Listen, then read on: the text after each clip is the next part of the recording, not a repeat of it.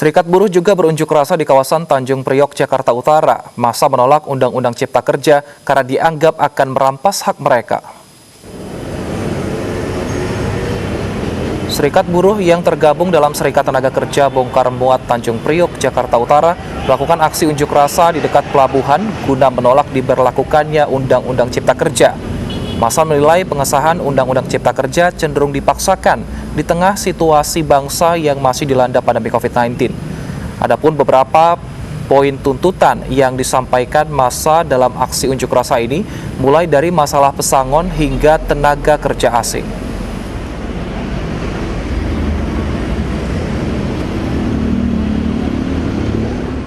Tentu tuntutannya ini agar UU Omnibus Law segera dicabut karena keputusannya ini tidak melibatkan semua komponen terhadap buruh. Itu satu. Lalu yang kedua, urgensinya apa?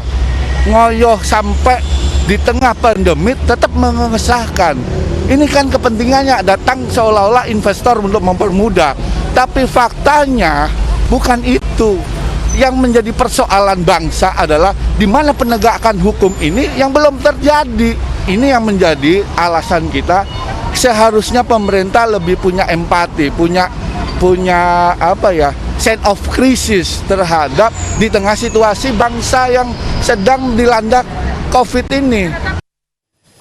Dan pemirsa, kita sudah tersambung dengan Pangeran Negara di Tanjung Priok, Jakarta Utara, serta Menia Mutiara di kawasan Pulau Gadung untuk melihat bagaimana jalannya aksi demo buruh pada hari ini. Yang pertama kita akan ke Pangeran terlebih dahulu. Pangeran, apakah aksi buruh sudah dimulai dan bagaimana pantauan Anda? Deta Wilson, sebenarnya sekitar 15 menit yang lalu, Serikat Buruh yang mengatasnamakan dirinya sebagai Serikat Tenaga Kerja Bongkar Muat Tanjung Priok, Jakarta Utara telah membubarkan diri dari lokasi aksi yang sebelumnya dilakukan di dekat pelabuhan KP3 Tanjung Priok, Jakarta Utara. Massa mulai meninggalkan lokasi dan bergerak menuju kawasan industri Pulau Gadung dan bergabung dengan rekan-rekannya sesama buruh untuk melakukan aksi kembali. Deta, kendati demikian, ada beberapa poin yang tadi disampaikan dalam aksi unjuk rasa yang dilakukan oleh serikat buruh tersebut. Dikatakan kepada kami dan juga kepada kawan-kawannya bahwa aksi unjuk rasa yang dilakukan ini merupakan buntut dari sikap pemerintah yang akhirnya mengesahkan rancangan Undang-Undang Cipta Kerja menjadi sebuah undang-undang pada rapat paripurna Senin 5 Oktober 2020 kemarin. Rapat paripurna tersebut dianggap terlalu terburu-buru, terlalu diam-diam, tidak melibatkan komponen serikat buruh lainnya, dan dinilai Undang-Undang Cipta Kerja tersebut pun merampas hak-hak mereka sebagai buruh. Adapun jika kita tinjau lebih lanjut bagaimana ataupun poin-poin apa saja yang merugikan hak rakyat ataupun hak para buruh, tentunya kita akan merujuk pada draft RUU Cipta Kerja tersebut yang kini sudah menjadi undang-undang. Ada beberapa poin yang disoroti oleh para buruh tersebut, diantaranya yakni mengenai ditiadakannya upah minimum kota kabupaten serta upah minimum sektoral kabupaten kota dan hanya didasarkan pada upah minimum provinsi. Selain itu pun poin lainnya yang dianggap merugikan adalah adanya kemudahan bagi para pengusaha untuk mendatangkan tenaga kerja asing, kebebasan para pengusaha untuk tetap memberikan sistem kerja berdasarkan kemauan perusahaan saja. Para karyawan pun tidak memiliki kejelasan atas nasib mereka, apakah mereka akan diangkat menjadi karyawan tetap ataupun akan tetap menjadi karyawan kontrak. Kemudian sistem outsourcing pun dianggap terlalu bebas, dan para buruh pun tadi menyampaikan harapannya agar pihak pemerintah serta DPR mencabut Undang-Undang Cipta Kerja tersebut karena mereka akan terus melakukan aksi hingga nantinya ada sikap yang diambil oleh pihak DPR dan juga pemerintah terkait dengan pengesahan Undang-Undang Cipta Kerja tersebut. Dan untuk dapat mengetahui bagaimana kondisi aksi unjuk rasa yang ada di kawasan Pulau Gadung, kami sudah bergabung dengan rekan Menia Mutiara, dan rekan Menia Mutiara silahkan dengan laporan Anda. Halo Tante. Baik, terima kasih Pangeran. Aksi mogok kerja nasional yang di kawasan Pulau Gadung, Jakarta Timur tadi berlangsung dengan iring-iringan mengelilingi kawasan industri Pulau Gadung. Dan untuk mengetahui seperti apa, kita sudah bersama dengan Bapak Endang Hidayat selaku Ketua DPC Federasi Serikat Pekerja dalam bidang sektor industri, logam, elektronik dan mesin. Langsung saja Pak Endang, selamat siang, apa kabar Pak? Alhamdulillah kabar baik. Oke. Baik, langsung saja Pak, terkait dengan disahkannya Undang-Undang Cipta Kerja dalam rapat paripurna Dewan Perwakilan Rakyat kemarin, tanggapannya bagaimana Pak? Ya, kami dari buruh Federasi Logam Elektronik dan Mesin amat kecewa terhadap DPR yang tadi malam telah mengetok Omnibus Law menjadi undang-undang.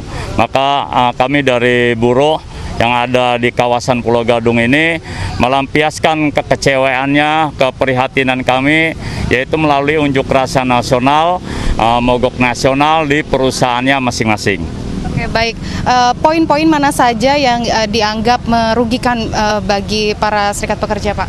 Iya, tentunya yang pertama adalah poin tentang upah pesangon ya. Pesangon yang tadinya tertuang di Undang-Undang 13, sekarang dengan adanya Omnibus Law yang tadinya 34 bulan itu maksimal bisa mendapatkan senilai itu. Sekarang dengan Omnibus Law buruh paling maksimal mendapatkan sekitar 24 bulan. Ini yang kami kecewa karena upah pesangon itu adalah untuk menyambung hidup menjadi modal selanjutnya setelah tidak menjadi pegawai. Yang 34 bulan aja sejatinya buruh masih kurang, apalagi sekarang dipangkas menjadi 24. Itu poin pertama kekecewaan kami. Yang kedua tentang pekerja waktu tidak tertentu atau PKWT yang biasa disebut tenaga kerja kontrak. Nah, yang kedua tentang kontrak ini, tadinya di Undang-Undang 13 diatur tentang jenis dan sifat pekerjaan yang tertentu. Sekarang menjadi untuk semua sektor, tidak ada musiman, tidak ada masa tenggangnya. Jadi PKWT itu akan berlangsung sepanjang masa. Itu.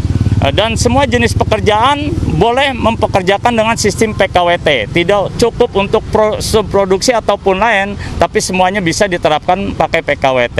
Yang ketiga, outsourcing. Outsourcing ini biasanya diterapkan di undang-undang itu diatur untuk pekerja-pekerja tertentu sebagaimana cleaning service, security, dan lain sebagainya. Sekarang bisa sepanjang masa. Dan yang keempat untuk pekerja wanita juga kasihan, ini dimarginalkan oleh Undang-Undang Omnibus Law yang tadinya mendapatkan cuti haid di hari pertama, ini sekarang udah tidak ada. Itu ya bentuk-bentuk keprihatinan kami. Yang kelima juga ada tentang UMK atau UMP. Biasanya kita di DK ini ada UMP dan UMSP. Nah, ini juga nanti diatur bagaimana UMP ini tidak akan lebih sebagaimana yang sudah biasa di Undang-Undang 13 bahkan di PP 78. Itu prihatin kami. Baik, terima kasih banyak Pak Endang atas waktunya. Ya pemirsa, itulah tadi obrolan kami dengan Bapak Endang Hidayat selaku Ketua DPC Federasi Serikat Pekerja di Industri Sektor Logam Elektronik dan Mesin. Kembali ke studio Deta dan Wilson. Terima kasih Meinia dan juga Pangeran atas informasinya. Selamat kembali bertugas.